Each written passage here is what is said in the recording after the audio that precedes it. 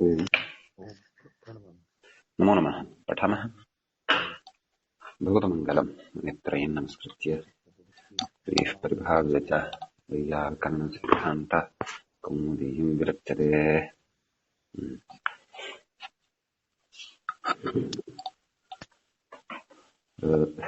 भवतापि recording निमित्तं स्थापयितुं शक्यते यदि पश्यतु, यदि किमपि आप्शन् अस्ति, अन्यथा मास्तु। यदि क्लेशः अस्ति तर्हि मास्तु। अस्तु, गतदिवसे अस्माभिः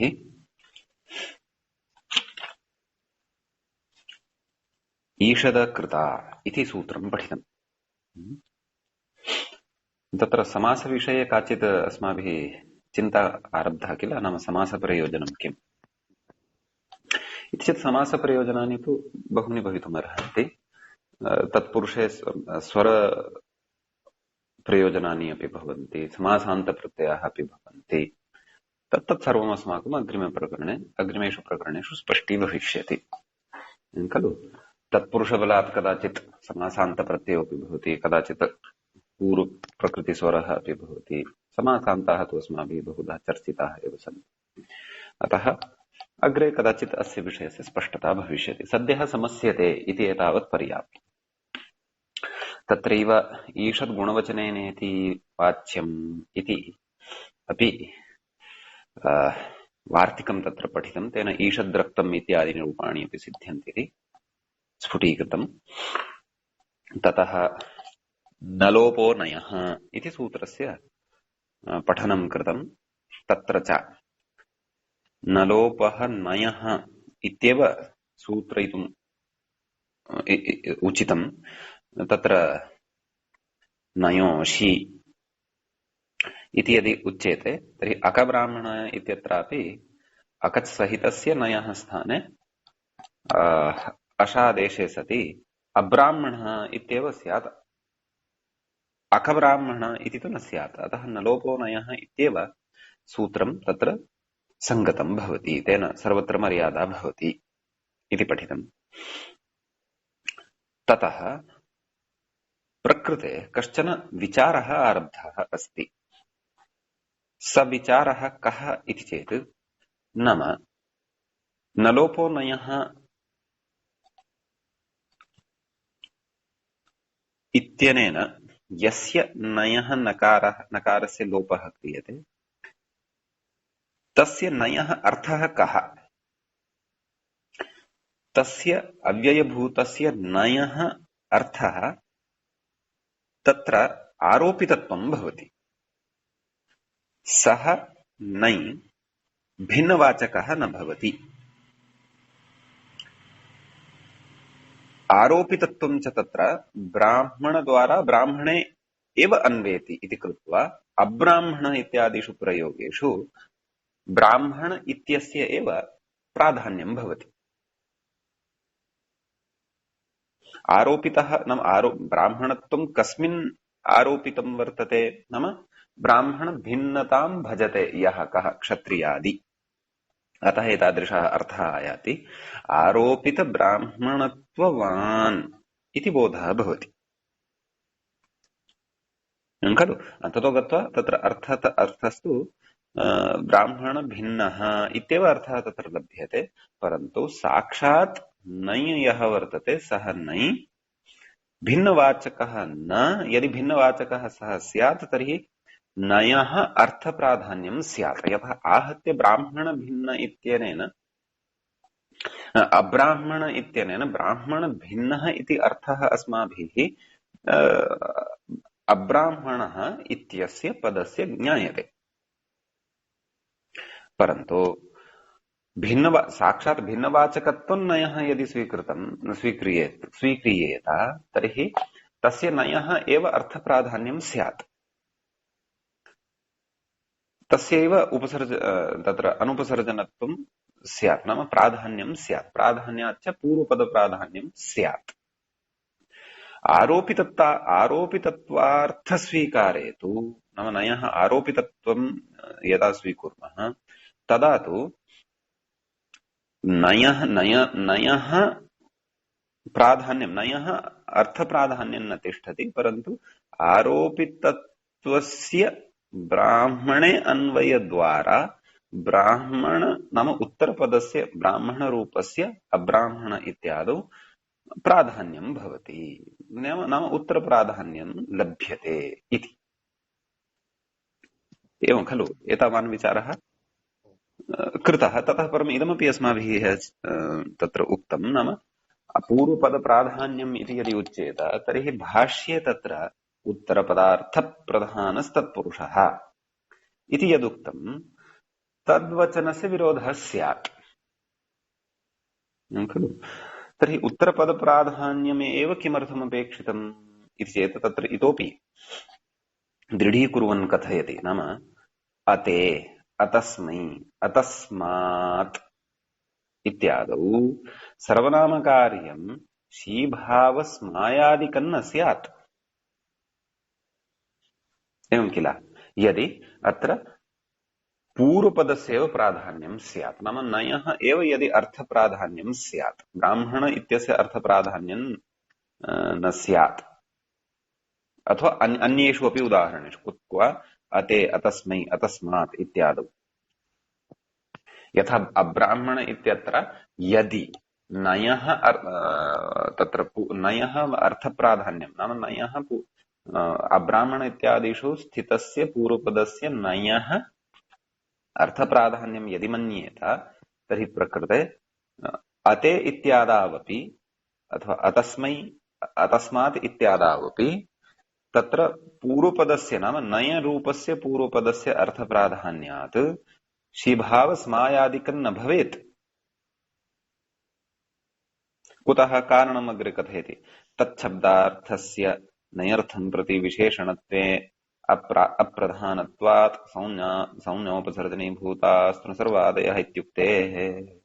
अस्याः पङ्क्तेः अवगमनं कर्तव्यम्। आदौ अते, अतस्मै इत्यस्य रूपसिद्धिः द्रष्टव्या। आदौ अते इति पश्यामः। तच्छब्दस्य प्रथमाविभक्तेः बहुवचने पुल्लिङ्गे किं रूपं भवति? हरिः ओम्। प्रथमाया बहुवचने एवं तच्छब्दस्य ते इति रूपं भवति, एवं खलु। तस्य रूपसिद्धिं वयं जानीमः। तद् शब्दः अस्ति, जस् इति प्रत्ययः आगच्छति, त्यदादिनामः इत्यनेन सूत्रेण दकारस्य स्थाने अकारः भवति, ता पररूपं भवति, ता इति लभ्यते। पुनः जस् अस्ति, जसः स्थाने शी भवति, शी इत्यस्य इ इति अवशिष्यते। अतः अते इति सिद्धं भवति, अते इति सिद्धं भवति। यथा सर्वे इति साधयामः तद् ते इत्यपि सिद्धं भवति। अत्र सर्वनामाश्रितानि कानिचन कार्याणि क्रियन्ते। एवञ्च न ते अते इति भवति, नाम नया समासं विधाय अते इति प्रयोगः तत्र भवति। वस्तुतः तत्र शब्दः एव अतद् इति स्वीक्रियते।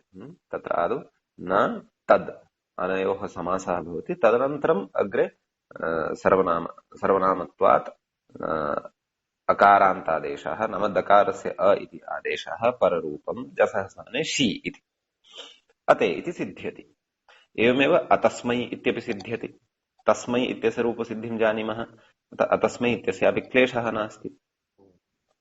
तत्र अतद् ज्ञे इति भवति, ज्ञे स्थाने स्मै इति आदेशः भवति, सर्वनाम्नः स्मै इति। अतः अ त दकारस्य अकारादेशः त्यदादिनामः अत स्मै, अतस्मै इति रूपं सिद्ध्यति। एवं अतस्मात्, यथा सर्वस्मात् इति साधयामः तत्र अतस्मात् इति भवति। तत्रापि ङसि इति प्रत्ययः आगच्छति, तस्य स्थाने स्मात् इति आदेशः भवति। स्मात् स्मिनौ, नसिंज्ञो स्मात् स्मिनौ इति सूत्रेण, एवं खलु। तदपि सर्वनाम संज्ञाश्रितं कार्यं। पश्यतु, अते इत्यत्र शी स्थाने जसः स्थाने शी इति आदेशः तदैव सम्भवति यदि तस्य अतद् इत्यस्य सर्वनाम संज्ञा अस्ति। अतस्मै इत्यत्रापि स्मै आदेशः तदैव सम्भवति यदा अत अथवा अतद् इत्यस्य सर्वनामसंज्ञा भवति। एवं अतस्मात् इत्यस्यापि इत्यत्रापि स्मात् इति आदेशः ङसि इत्यस्य स्थाने अतएव भवितुम् अर्हति यदि तत्र अतद् इत्यस्य सर्वनामसंज्ञा अस्ति। अतः इत्यादौ सर्वनामकार्यं शीभावस्मायादिकं न स्यात्। तर्हि पश्यतु, यदि अधुना अत्र अतद् इत्यवस्थायां पूर्वपदं किमस्ति? नय, यस्य नकारस्य लोपः कृतः वर्तते, यः च अ इति रूपेण श्रूयमाणः वर्तते। उत्तरपदं किम् अस्ति? तद् इति उत्तरपदम् अस्ति। तर्हि प्रकृते अब्राह्मण इत्यादिवत्, नाम इत्यत्र यथा अस्माभिः उक्तं, नाम पूर्वपदार्थप्राधान्यं न भवति, उत्तरपदार्थप्राधान्यमेव भवति। परन्तु तस्य विपरीतं यदि यत्र स्वीकुर्मः, यदि नयः भिन्नार्थवाचकत्वं यदि स्वीकुर्मः, तर्हि प्रकृते अपि नयः अर्थप्राधान्यं स्यात्। एवञ्च नयः अर्थप्राधान्यात् पूर्वपदार्थप्राधान्यम् अत्र प्रसज्येत। अतद् इत्यादौ अते इत्यत्रापि अतद् इत्येव मूलशब्दः, अतस्मै इत्यत्रापि अतद् इत्येव मूलशब्दः, अतस्मात् इत्यत्रापि अतद् इत्येव मूलशब्दः। अतः पूर्वपदार्थप्राधान्येन प्रकृते नयः अर्थप्राधान्यं स्यात्, नाम नै अत्र प्रधानः स्यात्। नयः प्राधान्यात्, नाम पूर्वपदप्राधान्यात् उत्तरपदार्थस्य गौणत्वं स्यात्। नाम उत्तरपदं तत्र यद् वर्तते तद् इति, तस्य गौणत्वं स्यात्, नाम उपसर्जनत्वं स्यात्। उपसर्जनत्वं नाम गौणत्वं स्यात् खलु। तेन किं तद् कथयति अग्रे, तच्छब्दार्थस्य नयर्थं प्रति विशेषणत्वे, तच्छब्दार्थः यः वर्तते तस्य नयर्थं प्रति विशेषणत्वं सम्पद्यते। विशेषणत्वे सति अप्रधानत्वात्, नाम तस्य तु इदानीं प्राधान्यं नास्ति। यदि अस्माभिः नयः अर्थप्राधान्यं स्वीकृतं तर्हि अप्रधानत्वात् संज्ञोपसर्जनी भूतास्तु सर्वादयः इत्युक्तेः तत्र अस्माभिः सर्वशब्दपठनवेलायां शब्दाधिकारप्रकरणे एषा परिभाषा पठिता आसीत्। संज्ञोपसर्जनी भूतास्तु सर्वादयः, नाम संज्ञा इमे सर्वादयः शब्दाः यदा संज्ञाशब्दाः भवन्ति, अपि च उपसर्जनरूपाः च यदा भवन्ति, तदा एते सर्वादयः, नाम एतेषां सर्वनाम संज्ञा न भवति। तर्हि प्रकृते अपि नयः अर्थप्राधान्यं यदि स्यात्, तेन तद् इत्यस्य अप्राधान्यं यदि स्यात्, तर्हि तस्य गौणत्वं सम्पद्यते, अर्थात् उपसर्जनत्वं सम्पद्यते। तर्हि तादृश उपसर्जनरूपाः सर्वनामशब्दाः, सर्वादिगणे पठिताः शब्दाः सर्वनामसंज्ञां न भजन्ते। तेन प्रकृते अपि तद् इति शब्दस्य सर्वनामसंज्ञा न स्यात् सर्वत्र। अते, अतस्मै, अतस्मात्, तर्हि तस्य सर्वनामसंज्ञा यदि न स्यात्, तर्हि अते इत्यत्र सर्वनामाश्रितं कार्यं जसः स्थाने शीभावाख्यम् अपि न स्यात्। तेन अते इति रूपं न स्यात्, अताः इति रूपं स्यात्, अनिष्टम्। एवमेव अतस्मै इत्यत्र सर्वनामाश्रितं कार्यं स्मायादेशाख्यम् अपि न स्यात्। तेन गंसि स्थाने आत् इति स्यात्, अतः अतात् इति रूपं स्यात्, अनिष्टम्। एवमेव अतस्मात् न, अतस्मै न, अतस्मै इत्यत्र अतात् इति न, अताय इति अनिष्टम्, अनिष्टः प्रयोगः स्यात्, रामाय इत्यादिवत्।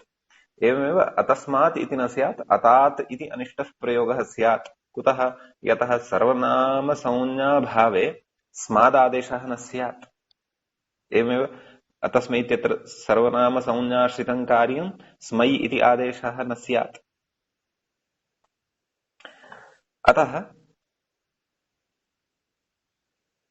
एषा आपत्तिः भवति यदि वयं प्रकृते नयः भिन्नवाचकत्वात्, नयः भिन्नार्थवाचकत्वं यदि स्वीकुर्मः, भिन्नवाचकत्वं यदि स्वीकुर्मः, तर्हि तस्य पूर्वपदार्थ प्राधान्यत्वं सम्भवति।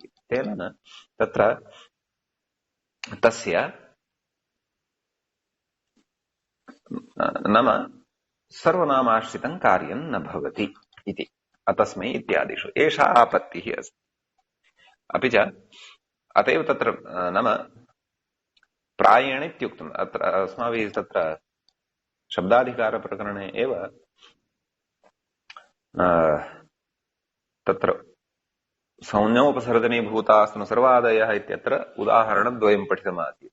सर्वः नाम कस्मै, सर्वः नाम कश्चित्, तस्मै सर्वाय देहि इति पठितमासीत्। एवमेव अतिसर्वाय, तत्र उपसर्जनस्य उदाहरणं पठितम्। अतिसर्वाय, अतिक्रान्तः सर्वम्, अतिसर्वः, अतिसर्व, तस्मै अतिसर्वाय इति पठितमासीत्। तत्र पश्यतु, अतिसर्वाय तादृशस्थले सर्व इति शब्दस्य उपसर्जनत्वं वर्तते।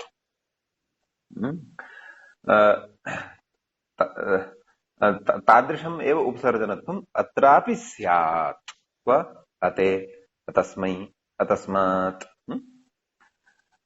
अतः तच्च तस्माच्च प्रकृते सर्वनाम संज्ञायाः अभावः स्यात्, यथा अतिसर्व इत्यादिषु सर्व इत्यस्य सर्वनाम संज्ञायाः अभावः भवति। परन्तु नयः विषये प्रकृते तथा प्रवृत्तिः मा भूत् इति कृत्वा एव एतादृशु अब्राह्मण, अते, तस्मै इत्यादिषु स्थलेषु नयः भिन्नवाचकार्थः न स्वीकर्तव्यः, आरोपितत्वार्थः स्वीकर्तव्यः। आरोपितत्वार्थे स्वीकारे तस्य ब्राह्मणे एव अन्वयकारणात् ब्राह्मणस्य अत्र प्राधान्यम्, अर्थप्राधान्यात् उत्तरप्राधान्यं लभ्यते। साक्षात् यदि भिन्नवाचकत्वं नयः स्वीकृतः तर्हि नयः एव अर्थप्राधान्यं स्यात्। तन्मा भूत्। एतदर्थम् अत्र नयः अर्थः अस्माभिः आरोपितत्वम् इत्येव स्वीकर्तव्यः। एवं खलु?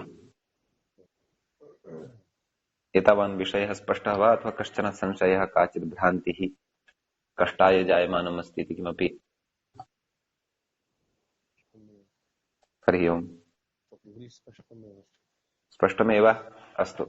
काश्चन अस्पष्टताः स्युरपि ताः कदाचित् कालक्रमेण अपगताः भवेयुः, तथापि प्रष्टुं शक्यते, चिन्ता नास्ति। अतः अग्रे इतोपि अत्र विचारे प्रवेष्टव्यम् अस्ति। अग्रे कथयति, तथा नाम तेन प्रकारेण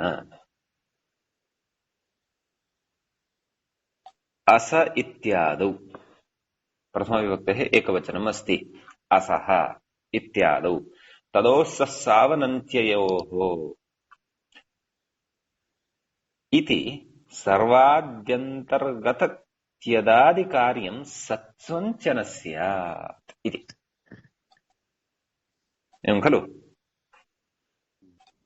असः इत्यत्र पश्यतु, अत्रापि तदोस्सस्सावनन्त्ययोः सर्वाद्यन्तर्गतत्यदादिकार्यं प्रकृतेऽपि पश्यतु, सः इत्यस्य रूपसिद्धिः कथं भवति? तद्वदेव, तद् सु। तत्र दकारस्य स्थाने अकारादेशः क्रियते, केन? त्यदादिनामः। तद् त्यदादिनामः, त्यदादिगणः कुतः लभ्यते? सर्वादिगणे एव अस्ति खलु? अतः सर्वाद्यन्तर्गतत्यदादिकार्यं तद् न स्यात्। सत्त्वं तदोस्सस्सावनन्त्ययोः इत्यनेन सत्त्वं यदुच्यते तदपि न स्यात्, यदि तत्र सर्वनामसंज्ञायाः अभावः अस्ति तर्हि। एवं खलु? एवं तर्हि असः इत्यादीनि रूपाणि अपि न सिद्धेयुः। अतद् इत्येव वक्तव्यं स्यात् इत्यपि अन्यत् प्रयोजनम् उक्तम्। अनेकम् इत्यत्र एकवचन अनुपपत्तिश्च इति कथयति अग्रे। न एकम् अनेकम् इति कथ्यते खलु? तत्र एकवचनस्य अनुपपत्तिः च भवेत्, नाम एकवचनं नोत्पद्येत। यदि नयः एव अर्थप्राधान्यं स्यात्, एक इत्यस्य अर्थप्राधान्यं न स्यात्, तर्हि एकवचनस्य उत्पत्तिः एव न स्यात्। अपेक्षितं तु तत्र एकवचनं। कुतः? यथा नयः एव अर्थप्राधान्यं भविष्यति, एक इत्यस्य तु अर्थप्राधान्यं न भविष्यति। एक इत्यस्य अर्थप्राधान्याभावे तत्र बहुवचनम् उत्पद्येत, बहुवचनस्य उत्पत्तिः स्यात्, एकवचनं न स्यात्। एवं खलु? यतः एक इत्यस्य अर्थप्राधान्यमेव नास्ति, तर्हि तस्य नित्य एकवचनान्तता अपि तत्र समाप्ता भवति। यतः तस्य तु इदानीं अर्थस्य प्राधान्यमेव नास्ति। अधुना अत्र तु नयः एव अर्थस्य प्राधान्यम् अस्ति। अतः एक इत्यस्य अर्थस्य प्राधान्यमेव नास्ति, तर्हि तस्य तु निषेधः नया कृतः, नाम तस्य अर्थनिषेधस्तु नया कृतः, नाम तत्र अनेकार्थत्वम् इदानीम् उत्पन्नं भवति। अतः बहुवचनप्रयोगः स्यात्। अपेक्षितः तु एकवचनम्, अपेक्षितं तु एकवचनम् एव। अनेकम् इत्येव प्रयोगः अपेक्षितः, अनेकानि इति प्रयोगः असाधुः। वदामः खलु वयम् अद्य सभायाम् अनेके जनाः आसन्, अशुद्धः प्रयोगः सः। अनेकानि यानानि अत्र सन्ति, अशुद्धः सः प्रयोगः। अनेकाः बालिकाः अत्र सन्ति, अशुद्धः प्रयोगः। अनेकम् इति एकवचने, यतः एकशब्दः नित्य एकवचनान्तः, अतः अनेकं यानम् अत्र अस्ति इत्येव वक्तव्यम्। अनेकः जनः अत्र वर्तते इत्येव तत्र वक्तव्यम्। अनेकं जनसमूहाय, अनेकं जनसमूहाय, अनेकं जनसमूहाय इति कथं भोः? कुतः कथं भवितुं? जनसमूहाय इति चतुर्थी अस्ति, अनेकम् इति प्रथमा अस्ति। अनेकाय जनसमूहाय, अनेकस्मै इति भवति खलु। एकशब्दः अपि सर्वनामसंज्ञकः किल। अस्तु, अनेकम् इत्यत्र एकवचनानुपपत्ति, नाम अनेकम् इत्यत्र एकवचनम् अपि नोत्पद्येत, नाम तस्य उत्पत्तिः न स्यात्। एवं खलु? अग्रे कथयति, एकभिन्नस्य एकत्व असम्भवेन द्वित्व बहुत्व नियमेन च द्विबहुवचनापत्तेः इति कथयति। नाम एकभिन्नः यः वर्तते तस्य एकत्व असम्भवेन, नाम एकभिन्नः यः वर्तते तस्मिन् तु एकत्वस्य असम्भवः सर्वथा भवत्येव खलु। एकभिन्नः कः? नाम कौचन द्वौ एव तत्र भविष्यतः किल, अथवा बहवः एव भविष्यतः किल। द्वयोः अथवा बहूनाम् एव एकभिन्नत्वं सेत्स्यति। अयञ्च अर्थः कथं समायास्यति? यदा तत्र यदा नयः आरोपितात्वात्, नाम किं नाम द्वित्वं बहुवचनं तु तदैव सम्भविष्यति यदा नयः भिन्नार्थः अस्माभिः, यदि नयः भिन्नार्थः अस्माभिः स्वीक्रियेत। एवं खलु? अतः प्रकृते तथा न कर्तव्यं। प्रकृते नयः प्रकृते किं सर्वत्रैव नयः आरोपितत्वम् इत्येव अर्थः स्वीकर्तव्यः भोः। तदेव कथयति, एकभिन्नस्य एकत्व असम्भवेन द्विबहुत्वनियमेन च द्विबहुवचनापत्तेः, तेन अनेके इति द्विवचनं स्यात्, अनेकानि इति बहुवचनम् अपि स्यात्, अनिष्टप्रयोगः लभ्येत। एवं खलु? तथा सति, नाम यदि अत्र भिन्नवाचकत्वमेव स्वीक्रियेत, कस्य? नयः इति, अनेक इत्यादिषु अपि तथा अस्ति। अनेकमन्यपदार्थे, अनेकम् अन्यपदार्थे इति नोपपद्येत इति आचार्येण यः प्रयोगः कृतः अस्ति विचिन्त्य अनेकं, तस्य अपि उत्पत्तिः न स्यात्। तस्य तत्रापि तर्हि एकवचनं दोषाय स्यात्, तत्रापि द्वित्वं बहुत्वं वा आचार्येण प्रयोक्तव्यं स्यात्। एवं किल? अत्र कथयति, नाम आरोपितत्वे, नाम नयः आरोपितत्वार्थस्वीकार्ये किं विनिगमकं, किं प्रामाण्यं? भवता व्याख्यानं तु बहु किमपि कृतं, परन्तु अत्र ऋषिसम्मतिः अथवा ऋषेः किञ्चन इङ्गितम् अस्ति वा तत् कथयति। एतत् तदो सुलोपोकोरनैः समासे हलि इत्यत्र अनैः समासग्रहणं चात्र लिङ्गम्। नाम प्रकृते अनैः समासे एतत् तदो सुलोपोकोरनैः समासे अनैः समासग्रहणमिति सूत्रे कृतं खलु तद् अत्र लिङ्गं भवति। व्यापकम् कथं तल्लिङ्गं भवति इति चेत् तद् अधुना अग्रे प्रतिपादयन् अस्ति। तद्धि असः शिवः अनेशः शिवः इत्यादौ सुलोपाभावार्थम् अनैः समासः इति तत्र अवान्तरप्रति नाम अन्तः तत्र प्रतिषेधः अपि उच्यते सूत्रे खलु नाम एतत्तदोः सुलोपः तु उच्यते एव परन्तु क्वचिन्न नाम एतत्तदोः अनयोः लोपः क्वचिन्न भवति। क्व न भवति अनैः समासे प्रकृते असः इत्यत्र अनैः समासः अस्ति न सः असः न एषः अनेशः असः इत्यत्र नञ् पूर्वकः तद् शब्दः अनेशः इत्यत्र नञ् पूर्वकः एतद् शब्दः अतः उभयत्रापि नञ् समासः अस्ति। अतः नञ् समासे न किन्न सुलोपः न अतः असः इत्यत्र सुलोपस्य उपस्थित्या विसर्गः श्रूयते। एवमेव अनेशः शिवः इत्यत्रापि सुलोपस्य उपस्थित्या तस्य लोपाभावात् विसर्गः श्रूयते अनेशः इति। अतः तत्र सुलोपस्य अभावार्थं पठ्यते। किं पठ्यते अनैः समासः इति पठ्यते।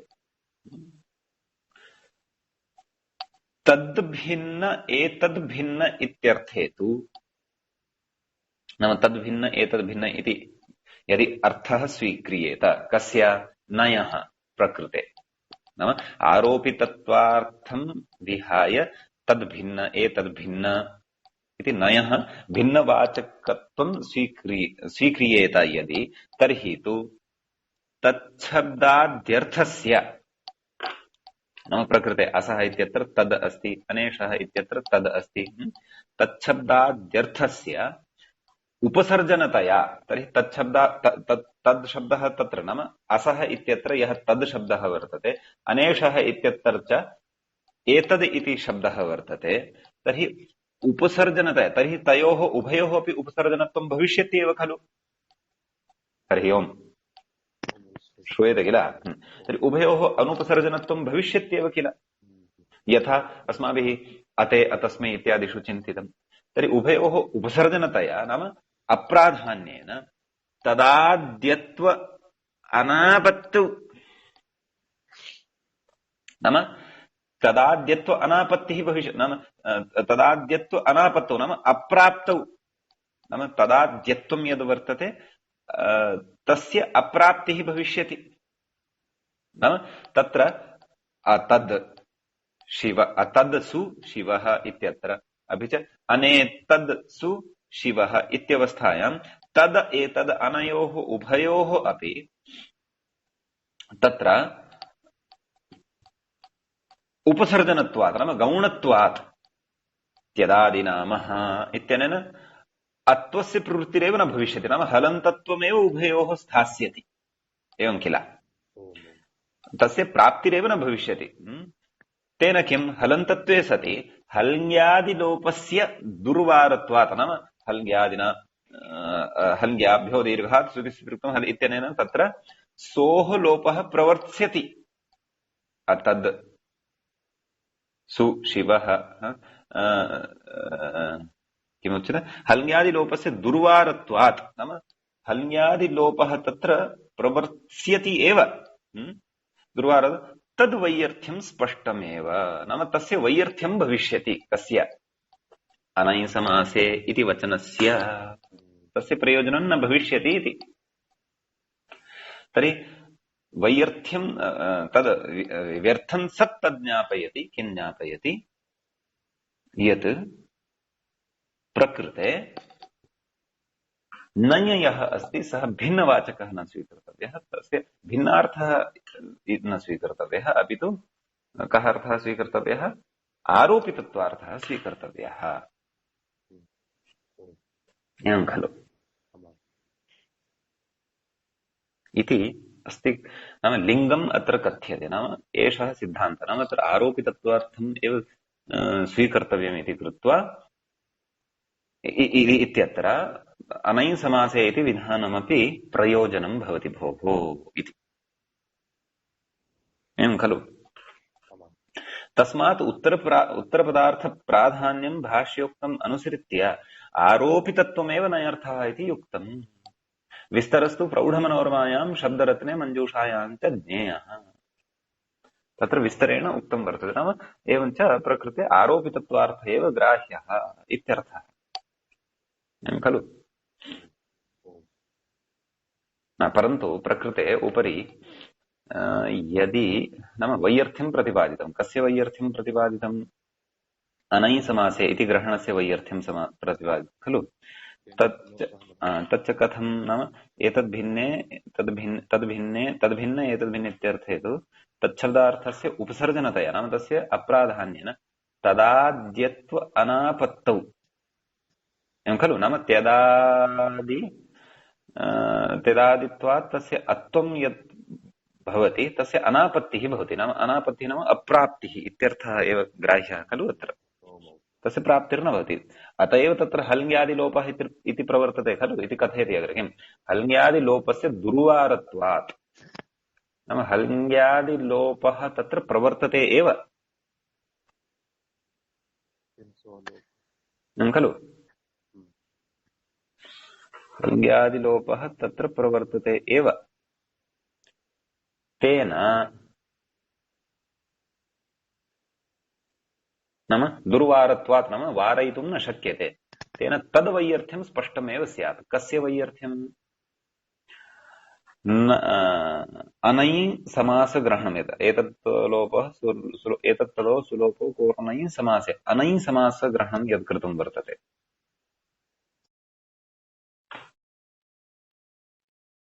ओम् आम् अनुवर्तयामः। नाम अनञ् समासग्रहणं यद् कृतं वर्तते तद् वैयर्थ्यं, नाम तस्य वैयर्थ्यं भविष्यति इत्युक्तम्। तर्हि प्रकृते नाम सः निषेधः व्यर्थः भविष्यति इति। नाम अस्य हलन्तत्वमेव स्थास्यति। कस्य क्व अतद् शिवः अतद् सुशिवः अनेतद् सुशिवः इत्यत्र हलन्तत्वात् तस्य सोः लोपः भविष्यत्येव इति। तर्हि यदि सोः लोपः एव भविष्यति तर्हि अनञ् समासग्रहणं व्यर्थं खलु। तस्य प्रयोजनं किम्? किञ्च असः शिवः अनेशः शिवः इत्यादयः प्रयोगाः अपि न सेत्स्यन्ति खलु। अतः तेन ज्ञायते यत् नयः अर्थः भिन्नार्थः न, अपि तु आरोपितत्वार्थः भवति। आरोपितत्वार्थे स्वीकारे तु प्रकृते अतद् सुशिवः अनेतद् सुशिवः इत्यत्र तद् इत्यस्य सर्वनामसंज्ञा भवत्येव, सर्वनामत्वाच्च अत्वं तत्र भवत्येव। अतः एव तत्र यः सुलोपः प्राप्यमाणः भवति तस्य निषेधः अपि सार्थकः भवति, चापितार्थ्यं भजति। एवं खलु।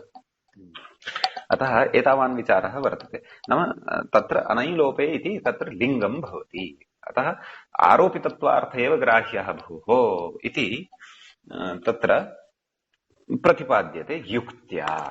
यद्यपि एषः विचारः तत्र मूलेनोक्तः शेखरे अस्ति, तथापि यावत् शक्यम् अस्माभिः अवगमनाय प्रयासः कर्तुं शक्यते, प्रयोजनाय भवति अग्रेपि खलु।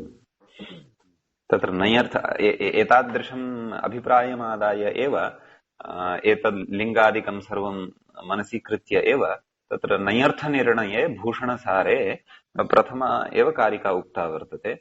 नञ् समासे च परस्य प्राधान्यात् सर्वनामता आरोपितत्वं नञ्द्योत्यं न ह्यसोऽप्यति सर्ववत् इति। तत्र सन्ति इतोपि विचाराः, बहवः विचाराः, प्रौढः विचारः तत्रापि वर्तन्ते। तत्रापि आरोपितत्वमेव नयः अर्थः स्वीकृतः वर्तते तेन सर्वत्रापि मर्यादा भवति, शब्दानाम् अन्वाख्याने अपि क्लेशो न भवति इति। एवं किल? आम् तत्र कथयति अग्रे व्याख्याता। किं कथयति चेत् प्राचीनास्तु नाम प्राचीनाः केचन आचार्याः ते तु किं तत्र प्रसिद्धः कारिका अस्ति, तत्सादृश्यमभावश्च तदन्यत्वं तदल्पता अप्राशस्तिं विरोधश्च नयर्थाः षट् प्रकीर्तिताः इति षट् नयार्थान् वदन्ति। तत्र प्रथमः सादृश्यं, द्वितीयः अभावः, तृतीयः भेदः, चतुर्थः अल्पता, पंचमः अप्राशस्त्यं, षष्ठः विरोधः इति पठित्वा क्रमशः अब्राह्मणम्, अपापम्, अनश्वः, अनुदरा कन्या, अपशवो वा अन्ये वो अश्वेभ्यः, अधर्मः इति उदाजह्रुः नाम इति उदाहरणं यच्छन्ति तेषां षण्णामपि नयर्थानाम्। तत्र सादृश्यादिकं प्रकरणादिगम्यम् इत्याहुः। नाम क्व तत्र सादृश्यार्थः ग्राह्यः, क्व तत्र अभावार्थः ग्राह्यः, अथवा एते षडपि नयर्थाः कथं क्व क्व ग्राह्याः इति चेत् प्रकरणं विज्ञाय, सन्दर्भं विज्ञाय एव। तर्हि तत्र सादृश्यं यथा अब्राह्मणः इति नयः तैः सादृश्यार्थः स्वीक्रियते। कोऽर्थः? नाम ब्राह्मणसदृशः। एवमेव अभावः इत्यस्य उदाहरणं किं दत्तम्? अपापम्। कः अर्थः? नाम पापस्य अभावः। एवमेव अग्रिमः नयर्थः कः प्राचीनैः उच्यते? तदन्यत्वम्। एवं खलु? अप्राशस्त्यं विरोधः तत्सादृश्यम् अभावश्च तदन्यत्वम्। नाम तस्मात् अन्यत्वं, तस्मात् भिन्नत्वम् इत्यर्थः। यथा अनश्वः नाम अश्वात् भिन्नः इत्यर्थः। चतुर्थः अप्राशस्त्यम्। एवं खलु? चतुर्थः अल्पता खलु? तत्सादृश्यम् अभावश्च तदन्यत्वं तदल्पता। चतुर्थः अर्थः अल्पता। तस्य कः अर्थः? तस्य किम् उदाहरणं दत्तम्? अनुदरा कन्या। नाम अल्पम् उदरम् अस्ति यस्याः, नाम न्यूनम् उदरम् अस्ति यस्याः, सः अर्थः। उदरमेव नास्ति इति अर्थः न स्वीक्रियते तत्र। नाम न्यूनं नाम कृशम् उदरं यस्याः सा अनुदरा इति। अग्रिमः अर्थः कः अस्ति श्लोके? अप्राशस्त्यम्।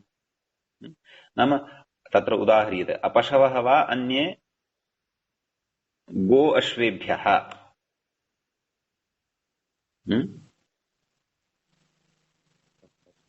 नाम गोभ्यः अश्वेभ्यः ये अन्ये सन्ति पशवः, ते तथा प्रशस्ताः न सन्ति इति तेभ्यः अपशवः इति व्यवहारः क्रियते।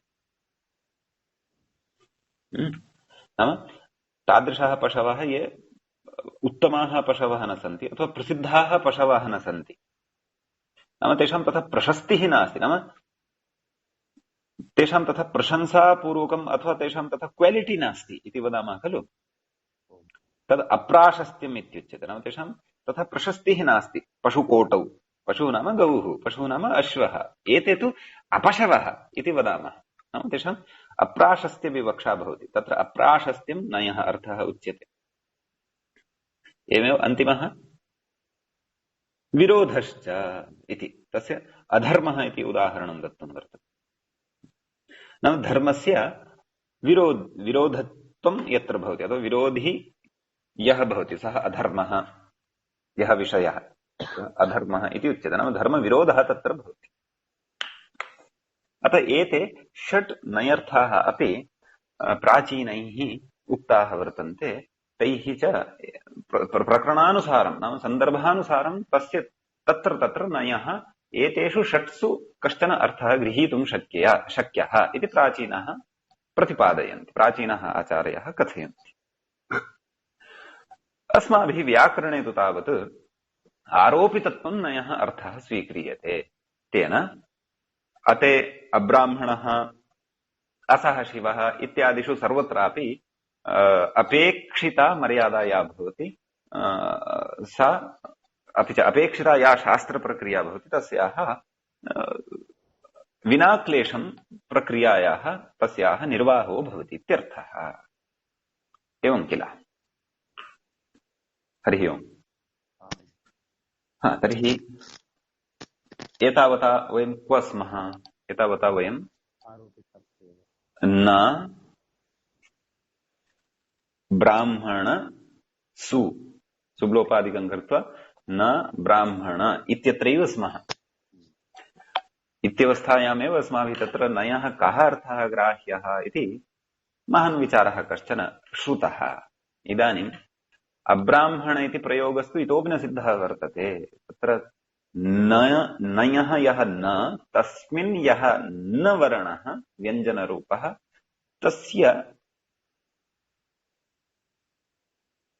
लोपः तु कृतः, परन्तु तदनन्तरं तत्र इतोपि अन्यत् कार्यं वर्तते। तद्विषये अन्यत् कार्यमपि अत्र, यतः नैव क्षन्तव्यः। अब्राह्मणः इति प्रयोगस्तु सिद्धः सत्यं, यतः न लोपो नयः इति सूत्रं पठितं खलु अस्माभिः, तत्रैव अयं विचारः कृतः। सत्यम्। अतः न ब्राह्मणः नकारस्य लोपः न लोपो नयः इत्यनेन अब्राह्मणः इति प्रयोगः सिद्धः। आम्। इदानीम् अनश्वः इत्यादयः प्रयोगाः साधनीयाः सन्ति।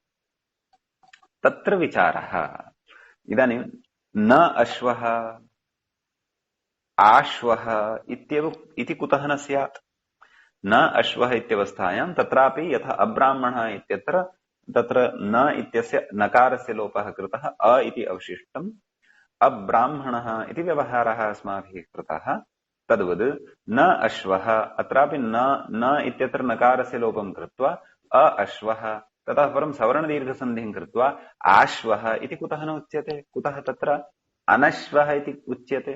कुतः तत्र अ एतदनन्तरं न इति श्रूयमाणः अस्ति? तत्र का व्यवस्था, कः नियमः, किम् अनुशासनम् इति चेत् तद् अधुना अग्रे पठ्यते, सूत्रमस्ति तत्र साक्षात् नलोपोनयः इत्यस्मादेव अग्रे सूत्रं पठ्यते षष्ठाध्याये। तस्मान्नुडचि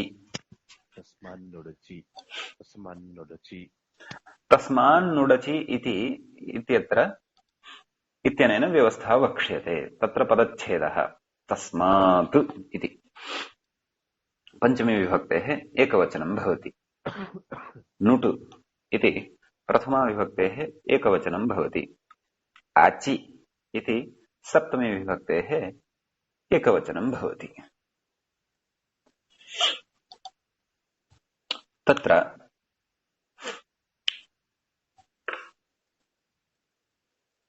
तस्मात् इत्यत्र यः तच्छब्दः वर्तते, तेन तच्छब्देन पूर्वसूत्र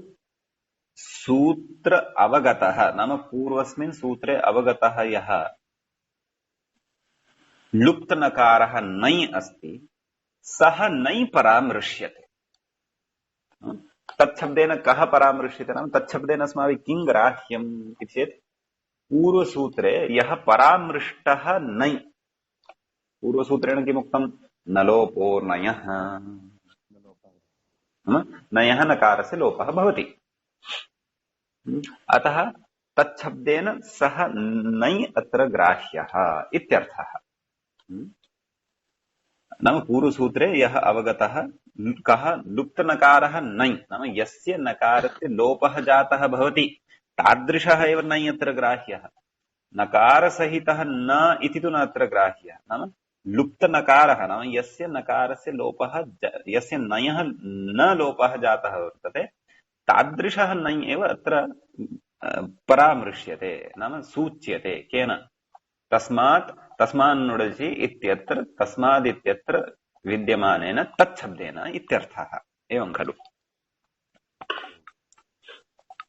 उत्तरपदे अलुगुत्तरपदे इत्यतः उत्तरपदे इत्यनुवृत्तम् अचि इत्यनेन विशेष्यते अतः तदादिविधिः भवति एवं खलु। तर्हि पश्यतु, इदानीं प्रकृते सूत्रे डस्सि धुट् इत्यादिवत् प्रकृते अपि तस्मात् नुट् अचि, तस्मात् अचि, तस्मात् इति पञ्चमी अपि प्राप्ता, पञ्चमी अपि अस्ति, अचि इति सप्तमी अपि अस्ति। यथा डः सि धुट् इति तत्र पठितमासीत् अस्माभिः, तत्र डः इति पञ्चमी अस्ति, सि इति सप्तमी अस्ति। अतः तत्र वयं सूत्रार्थं कृतवन्तः किं, डात् परस्य सस्य धुडागमः स्यात् इति। तर्हि तत्र कथं तस्मात् इति पञ्चमी श्रवणेन तत्र तस्मादित्युत्तरस्य इति परिभाषार्थः ग्राह्यो वा, अथवा अचि इति सप्तमी श्रवणेन सप्तम्यर्थः ग्राह्यः वा इत्येतत् तत्रापि एषा परिभाषा स्मृता आसीत्, व्याख्यात्रा स्मारिता आसीत्, अत्रापि स्मारयन् अस्ति। उभयनिर्देशे पञ्चमी निर्देशो बलीयान् परत्वात्। यत्र तस्मादित्युत्तरस्य इत्यपि निर्देशः, इत्यपि व्यवस्था यत्र प्राप्ता, अपि च तस्मिन् इति निर्दिष्टे पूर्वस्य इत्यपि यत्र निर्देशः प्राप्तः, तत्र परत्वात् पञ्चमी निर्देशस्य एव बलीयस्त्वं तस्मिन् इति निर्दिष्टे पूर्वस्य तस्मादित्युत्तरस्य इति अस्ति अष्टाध्यायीक्रमः। अतः परत्वात् पञ्चमी निर्देशस्य तत्र बलीयस्त्वं भवति इति परिभाषया सप्तमी षष्ठीं प्रकल्पयति खलु। तर्हि पञ्चमी निर्देशेन विधीयमानस्य कार्यस्य वर्णान्तरेण अव्यवहितस्य परस्य ज्ञेयम् इति षष्ठ्यर्थः, नाम सप्तम्याः तत्र षष्ठ्यर्थः तत्र उत्पन्नः भवति तद्बलात्। अतः तदाह, अतः सूत्रार्थः इत्थमायाति। कथमायाति, लुप्तनकारात् नयः उत्तरपदस्य अजादेः, तदादिविधिः तु उक्तः एव, अजादेः नाम एतादृशः अर्थः। तदा अजादेः नाम तत्र षष्ठी अस्ति, नाम अजादेः नुडागमः स्यात्, नाम अजादेः नुडागमः भवति इति अर्थः। तदैव अस्य अर्थस्य सम्भवः तदैव जातः यदा उभयनिर्देशे पञ्चमी निर्देशो बलीयान् इत्यनया परिभाषया आगत्य नियमः कृतः। अतः एव लुप्तनकारात् नयः उत्तरपदस्य, नाम तादृशः नै यस्य नयः न वर्णः लुप्तः, तस्मात् परस्य उत्तरपदस्य अजादेः, नाम कीदृशस्य उत्तरपदस्य, यः अजादिः वर्तते, तत् अयञ्च अर्थः अचि इति सप्तम्या लब्धः। नाम सप्तम्या तत्र इदानीं षष्ठ्यर्थः, नाम सप्तमी इदानीं षष्ठ्यन्तेन, सप्तमी इदानीं षष्ठीत्वं भजते। अतः अजादेः इति षष्ठ्यर्थापन्नः अर्थः अत्र लभ्यते। अतः तस्य अजादेः तत्र नुडागमः भवति। एवं खलु। अनश्वः इति,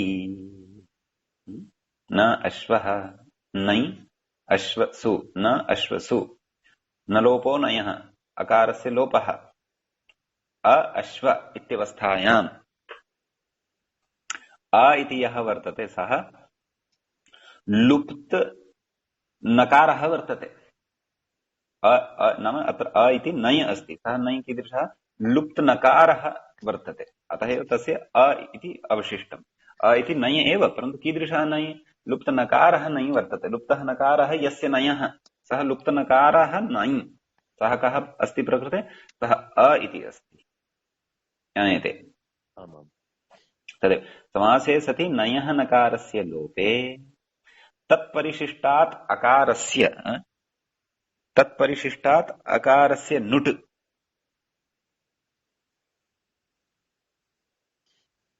किं किं किं किं किं किम् उक्तम्, नयः नकारस्य लोपे, नाम अ न अश्वः इत्यत्र नयः नकारस्य लोपः कृतः, एवं खलु।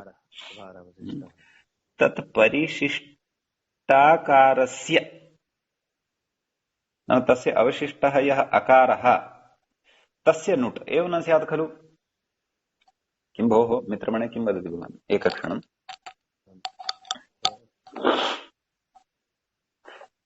तत् द्वितीयस्य अकार एव न स्यात् खलु। यः नयः यः अकारः लब्धः तस्य कथं नुट्? तस्य नास्ति नुट् तस्य नुट् स्यात् तर्हि तु तस्मात् पूर्वमागत्य तिष्ठेत्, न अश्वः नाश्वः इति भविष्यति खलु। आम् आम् तत् परिशिष्टस्य अकार, सूत्रार्थः कः अस्ति? सूत्रार्थं पश्यतु। लुप्तनकारात् लुप्तनकारात् नयः उत्तरस्य अजादेः नुट्। तर्हि अजादिः कः? अजादिः तु अश्वः इति अस्ति खलु। उत्तरपदे सः एव अस्ति तस्यैव नुट् अस्ति। एतेन किं पुनः उच्यमानमस्ति? नयः नकारस्य लोपे तत् परिशिष्टस्य, परिशिष्टस्य नाम अवशिष्टस्य इत्येव खलु। आम् आम् परिशिष्टस्य नुट् टकारः इत् उकारः उच्चारणार्थः, टित्वात् आद्यवयवः इति भावः। अतः अत्र पाठभेदम् एकवारं द्रष्टुमिच्छामि। एकक्षणम्। ग्रन्थान्तरे पाठभेदः द्रष्टव्यः। यदि अयमेव पाठः सर्वत्र तर्हि तु इदन्न युज्यते इति भाति। एकक्षणम् एकक्षणम्। न लोपो नयः अब्रामस्तु अग्रे तस्मान्नुडचि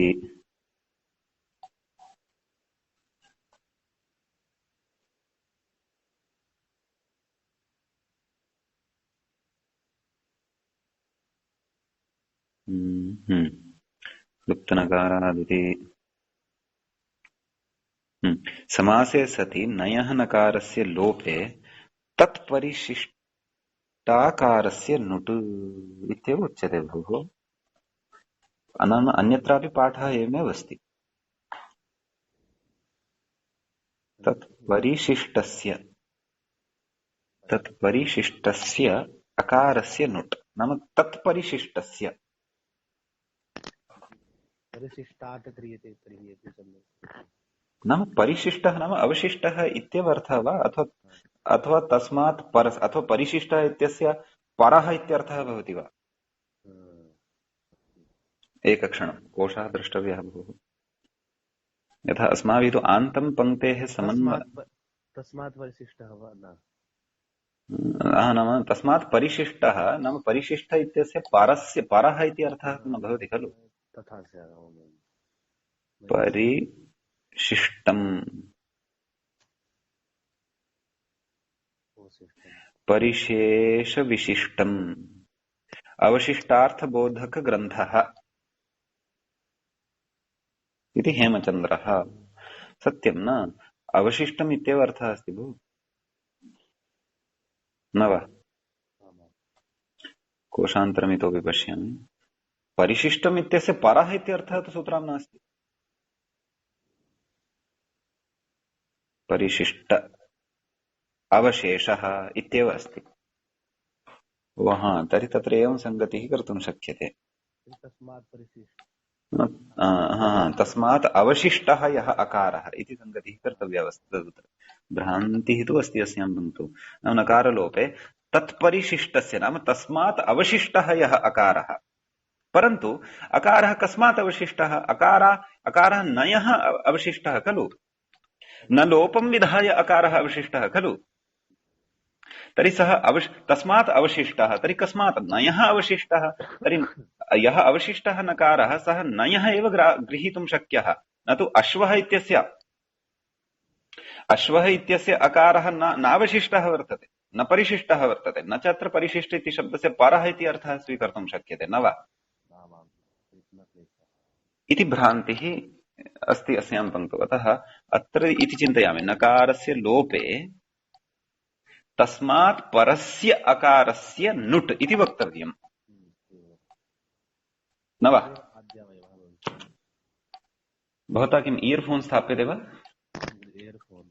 भवतः शब्दः अपि यदि क्लियर् श्रूयेत तर्हि वाल्यूम् फुल् अस्ति खलु दूरवाण्याः, तदपि चेक् करोतु। इदानीं फुल् जातम्। भवतः शब्दः अपि सम्यक् श्रूयेत। अस्तु, एकवारं शेखरं पश्यामि।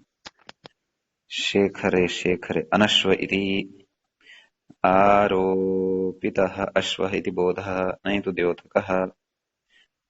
तस्मात् एकक्षणं तस्मान्नुट् नयो नुडभावाय नाकनासत्ययोर्न लोपाभावे तद्वारणाय च तस्मादिति ततः व्याख्यानाच्चाचीति सप्तमी षष्ठ्यर्थे अस्तु सप्तमी निर्देशस्तु यस्मिन् विधिस्तदादा इति परिभाषा प्रवृत्तये तदाह अजादेः इति अस्तु अनश्व इति आरोपितो अश्वः इति बोधः नहि तु द्योतकः तत्र तदात्म्यारोपस्य भेदसादृश्ययोः सतोः एव सत्त्वेन संसर्गारोपस्य तदभाव एव सत्त्वेन आरोपितत्वबोधे सादृश्य अभावादीनाम् अर्थतो बोधः इति न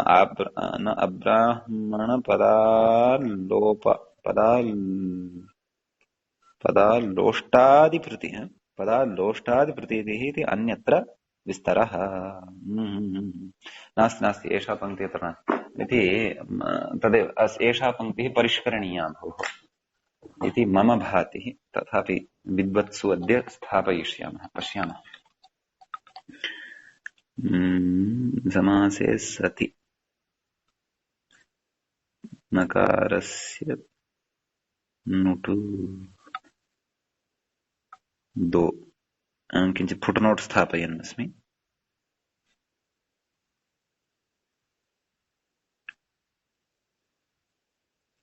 एषा पङ्क्तिः चिन्त्य अस्ति एवं किल हरिः ओम् अस्तु तर्हि तस्य नुट् अतएव टित्वात् आद्यावयवः भवति खलु टकारः इति उकारः उच्चारणार्थः टित्वात् आद्यवयवः इति भावः एवं खलु अग्रे कथयति नुक् तु न कृतः नाम नुकं विधाय तस्य अन्तावयवः स्यात् तर्हि तु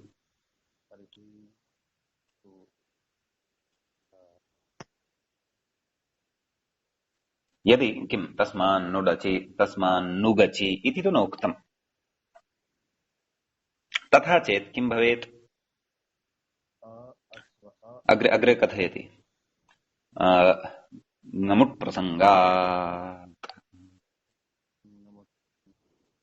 खलु तत्र तत्त्वबोधिन्यां पश्यतु तत्र अस्ति अधः अनश्व इति नुटः परादित्वेन अपदान्तत्वात् गमो ह्रस्वादजिगुणनित्यमिति गमो न भवति एवं खलु नुटः परादित्वेन यः नुट् विहितः पश्यतु नुट् विहितः का स्थितिः भवतः शब्दः पुनरपि सम्यक् न श्रूयते का स्थितिः न अश्वः अत्र नुट् कस्य विहितः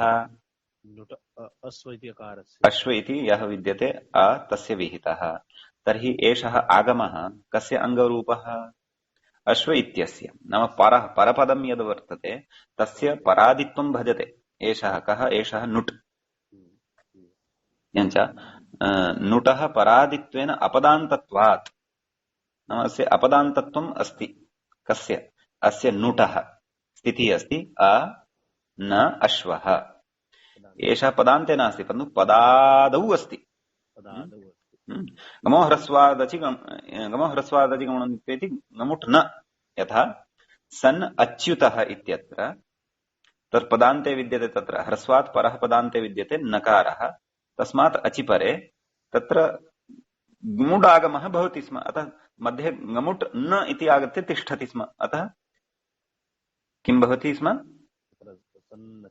सन्नच्युतः इति प्रयोगः भवति स्म एवं खलु अत्र नुट् विहितः खलु सः पदान्तः नास्ति गमुटे गमुटे तत्र पदान्तनत्वम् अपेक्षितम् नाम सः नकारः गम् स्यात् गमो ह्रस्वाद् परन्तु सः पदान्ते स्यात् अत्र तु नुट् अश्व इत्यस्य आदित्वं भजते परादित्वं नाम परपदं किम् अश्व इति तस्य आदित्वं भजते अतः परादित्वं तस्य वर्तते परादित्वात् तत्र तस्य पदान्तत्वं नास्ति, अतः गमुट न भवति। यदि तु तस्मान् नुगचि इति क्रियेत तर्हि किं स्यात् तत् पश्यति। उपरि उपरि कथयति बालमनोरमाकारः किम् नुक्तु न कृतः गमुटप्रसङ्गात् इति। नुक् यदि क्रियते तर्हि सः कित्वात् अन्तावयवः स्यात्, परन्तु नुक् यदि विधीयेत हरिः ओम् आमाम् नुग् यदि विधीयेत तर्हि कः अर्थः तस्मान् नुगचि, तर्हि अर्थः सूत्रार्थः एवं भविष्यति किम् लुप्तनकारात् नयः उत्तरपदस्य अजादेः नुगागमः स्यात्। तर्हि अजादिः कः अश्व, तस्य नुगागमः भवति, तस्य नुगागमः स्यात्, एवं खलु। तकारात् परे तर्हि अजादेः नुगमः न अजादिः अश्व इति अस्ति खलु समग्रोऽपि। आमाम् तर्हि तस्मात् अन्ते भविष्यति न। तर्हि अजादि अश्व इत्यस्मात् परः नुक् भविष्यति खलु। आमाम् तर्हि तु अश्व अच आदौ यस्य सः अजादिः, अथवा अश्व इत्यत्र विद्यमानः अ इत्यस्य एव अजादित्वं स्वीकर्तव्यं यदि, परे एव स्यात् तर्हि तस्मात् परः एव स्यात्। तर्हि कथयति एषः, किं कथयति, गमुट् प्रसङ्गात् तर्हि गमुट् स्यात् इति। परन्तु गमुटः प्राप्तिः तु तदा स्यात् यदि कित्वात्, नाम एषः नुक् कित्वात् लुप्तनकारस्य नयः अन्तावयवः स्यात्। नाम अ अश्वः, नाम पूर्वं यः अस्ति अ तस्य अन्तावयवः स्यात्।